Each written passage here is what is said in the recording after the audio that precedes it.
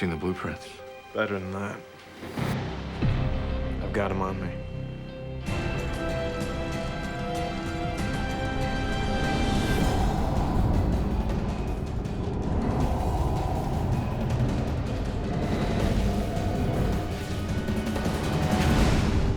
If the prison is number 1 on the call sheet, the tattoo is number 2. It's an essential part of the show. It's one of the reasons why a great deal of people are tuning in for that whole cool, ambitious special effect that we've got going. It's one of the most ambitious faux tattoos ever attempted for TV or film. We're gonna have a fan base just for like the bikers and the skinheads and whatever who tune in just to see the tats. The tats.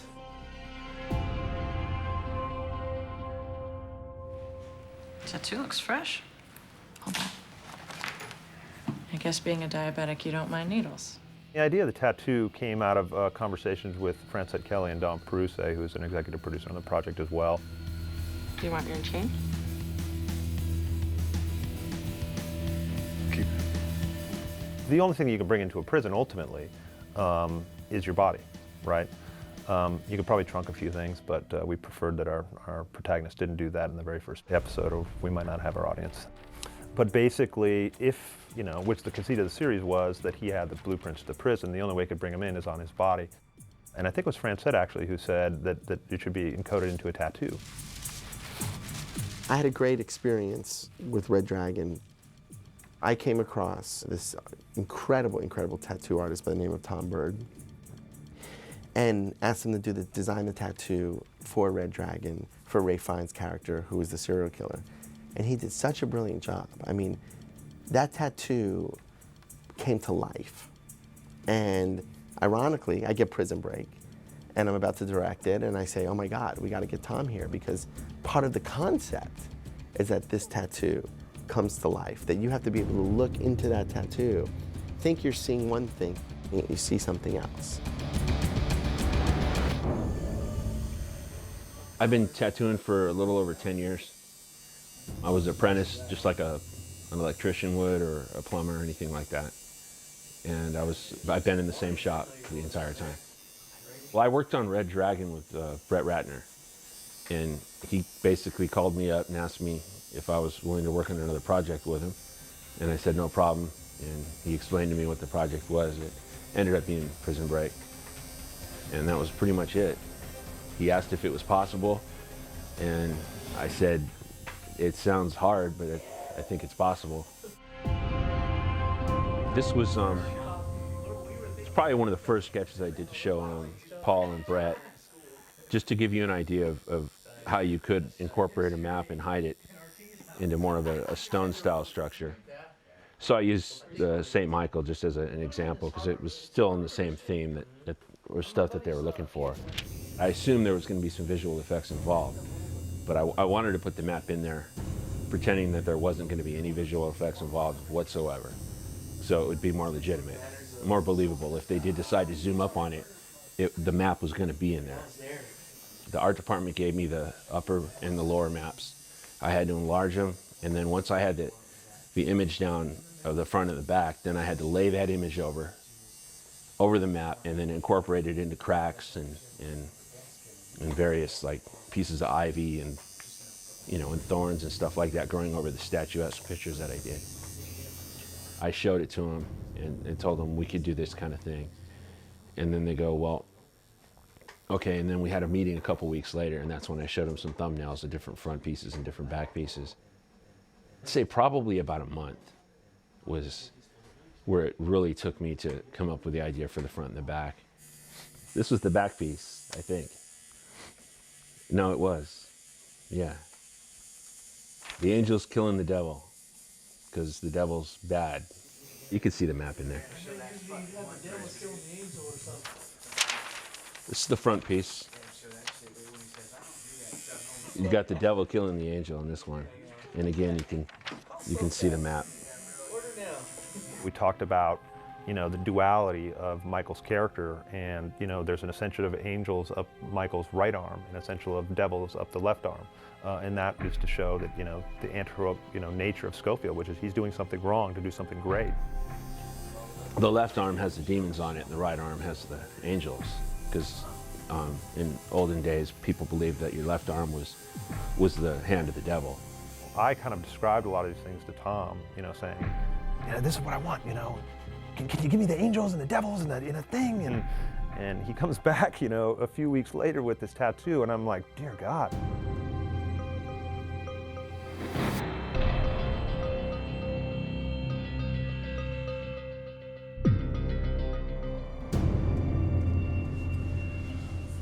And then the inside of the arms is basically where everything is throughout the series has kind of been placed.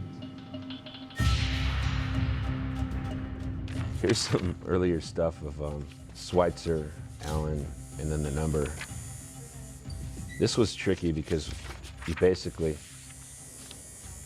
it was the 11121147, then Allen and Schweitzer. But what we did is we had it to where it was like that on his arm. It almost had like a Sanskrit look to it. So he had to show it into a mirror after it was tattooed on him to get the information.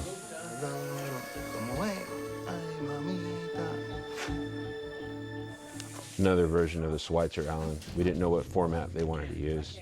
They wanted horizontal or vertical.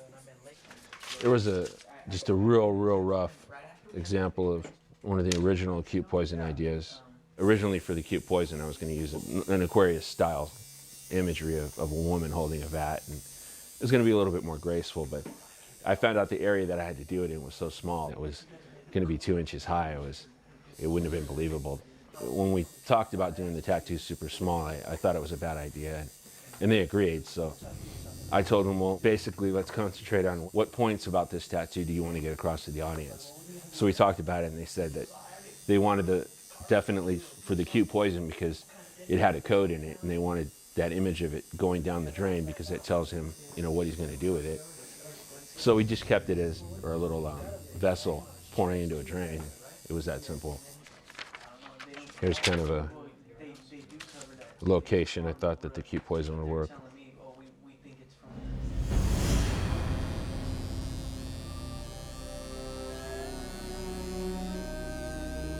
There's a different English Fitz and Percy's. There's a couple times during the series too where it was a pretty tight deadline, you know, like within the hour. Initially, there was a cross that was going to be tattooed on his arm, and then he was going to take that and trace it out onto a piece of tracing paper and then project it onto a wall. This was going to be the image on his arm, and then this was going to be the thing that, how it would have looked when it was cast on the wall. The spikes in the cross that were holding Jesus up were going to be revealing the stress marks in the wall. So that's where he knew to drill, and then he could break down the wall. And it was a great idea, and everybody pretty much loved it. But at the last minute, they realized that once he starts breaking down the wall, the imagery is going to be Wentworth basically destroying Jesus. So the network didn't like the idea. So we ended up putting a devil's face. And I just made the stress marks in the tip of the horns, the eyes, the nostrils, and the mouth.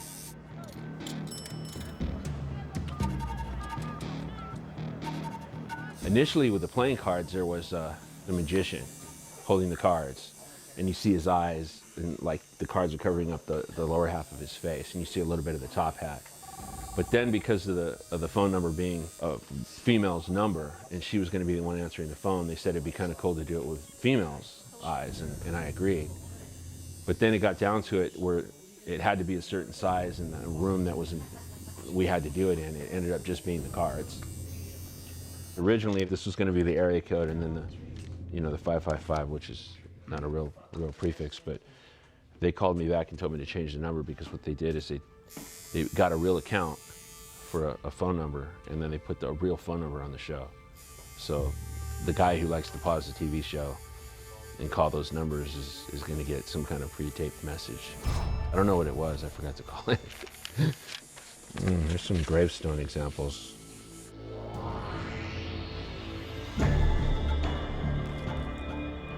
He hides a pill in a little mound. So this is a couple examples of some of the gravestones. Also, I did Haywire sketches, the crazy guy that's his cellmate.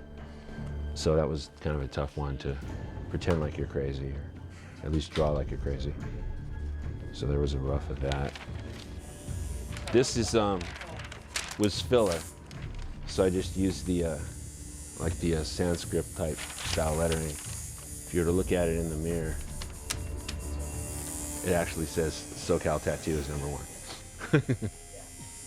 But you never see it in the show.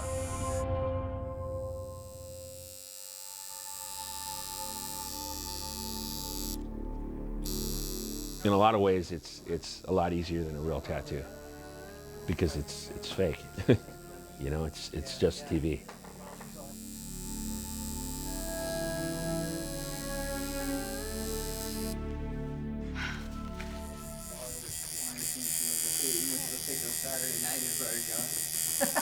It's my first tattoo. When you're dealing with real people and you're doing real tattoos, you're dealing with a pain factor that you have to worry about the customer. Obviously, there's no room for mistake. It's kind of a high-pressure situation if you really start to dwell on it a lot. It means a lot to me. This is a memorial tattoo from my friend Mike, guitarist. He was shot innocent last year, so it's St. Michael, and he's coming down from heaven, and he's just slaying the dragon. And on his headstone it says "Warrior for the Lord," so that'd be a nice little piece for him. Most guys, you know, for the first one, they start with something small. Mom, girlfriend's initials, something like that. Not you. You get a full set of sleeves all in a couple of months.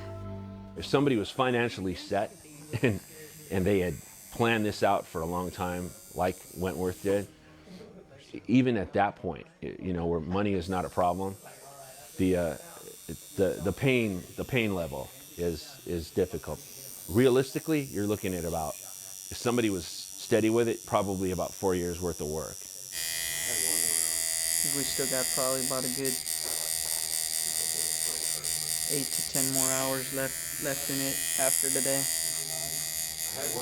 It's really not physically, it's just the pocketbook. It's probably it's like over $3,000, you know? So I'm like, I hope we get this done soon because I don't want to be in the streets, you know? For a tattoo that Wentworth has, at the size he has it, you're probably looking at about maybe like 200 hours. So 20 grand, 15, 20 grand. I mean, it's gorgeous. I mean, Tom is wow. And everyone's very much into it. I mean, you know, it's a character in its own right. And, you know, the 4.5 hours it needs to be applied every week is, I guess, Wentworth's cross that he needs to bear. It takes time. It's a process. It's about 4 to 5 hours to apply, 2 people applying it. I can't sleep while we're applying it. I'm usually standing with my arms over my head or twisted around so they can get at various parts of me. It's 20 to 25 decals that fit together like the pieces of a puzzle. And at the end of the day, you have to scrub it off because it's very sticky. It'll last for a good week and a half if you don't scrub it off. And it was a thrill at first, wearing something that felt like a work of art. Now I have a different appreciation of it. I have to remind myself that, you know, I'm lucky I'm not on Star Trek wearing a freaking headpiece or something. That would be a whole lot worse. I'm happiest on the days when I'm wearing a long sleeve shirt, so we don't have to apply the tattoo. Brilliant. But I'm pleased to be part of something that I think is cutting edge and revolutionary as far as special effects go.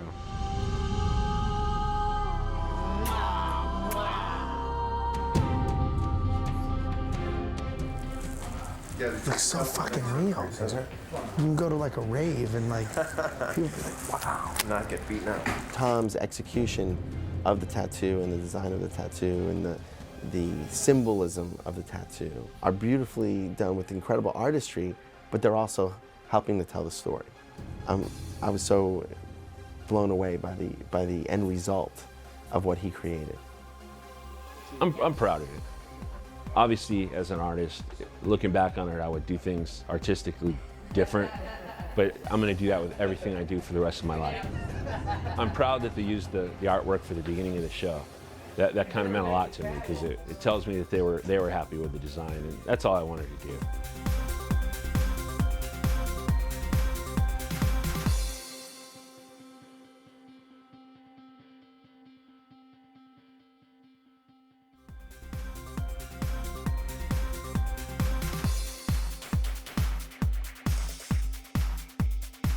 Where he's holding this thing. All right.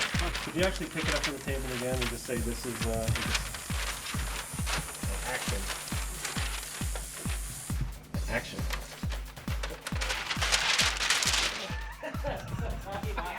Take two. Yeah!